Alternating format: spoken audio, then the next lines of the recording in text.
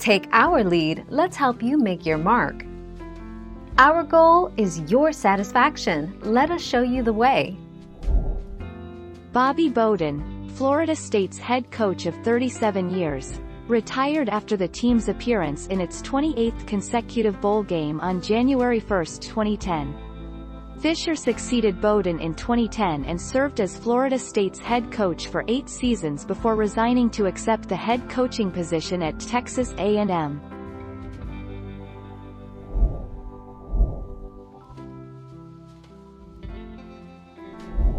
Let's help you make your mark. No, Florida State President T.K. Wetherell fired Bowden, made the decision for Bowden, and for Wetherell's sake, Bowden complied. According to various reports, Wetherell and athletic director Randy Spetman met with Bowden this morning and gave him 2 choices: retire or come back as head coach in name only.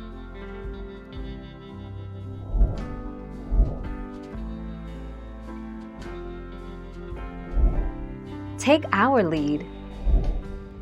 At his introductory press conference Monday, Jimbo Fisher said it was a no-brainer to leave Florida State for Texas A&M.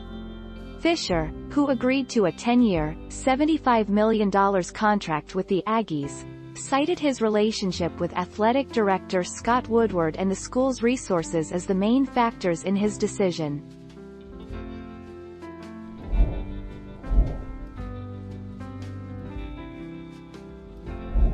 Let's help you make your mark.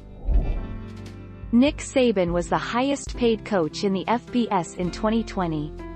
According to USA Today, Saban made $9.1 million and had a buyout of $36.8 million. Saban's new contract comes with an $8.4 million base fee for the 2021 season and will increase each year through 2028.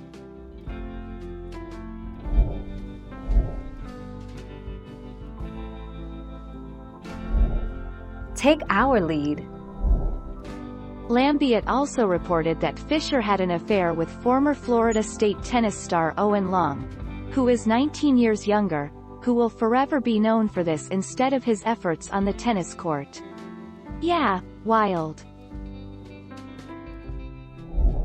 Thank you for watching. Please subscribe and hit the bell notification.